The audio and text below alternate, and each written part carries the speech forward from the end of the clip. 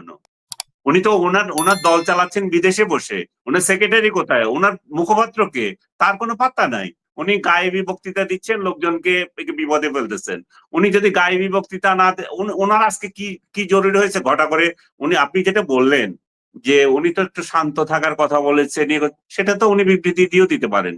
এটার জন্য একটা নিষিদ্ধ, যে সংগঠনটাকে নিষিদ্ধ করেছে তাদের উদ্দেশ্যে নিষিদ্ধ তো ছাত্রলীগ না, নিষিদ্ধ না। শাওন, আমি জানি সেটা।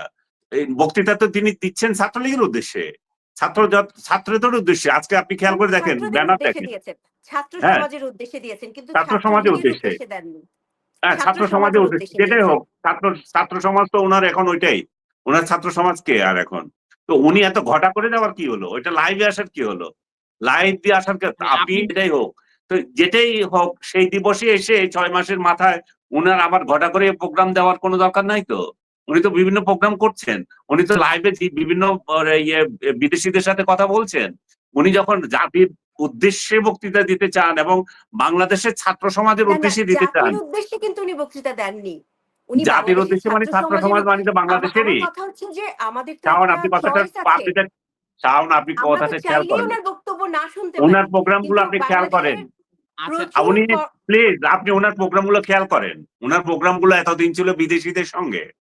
উনি বিদেশিদের সঙ্গে ওই দেশে এই দেশে কথা বলেছেন। উনি বাংলাদেশের উদ্দেশ্যে কখনো বলেন নাই। বাংলাদেশ ছাত্র সমাজ তো লন্ডনের ছাত্র সমাজ না, বাংলাদেশের ছাত্র সমাজ এবং ছাত্রলীগ বা অন্য, ধরে নিলাম অন্য কেউ, এগুলো তো বাংলাদেশিদের উদ্দেশ্যে উনি বক্তৃতা দিয়েছেন, অন্য কারোর উদ্দেশ্যে না। এবং এই বক্তৃতা আপনি কি পেয়েছেন? সে একই তো কথা।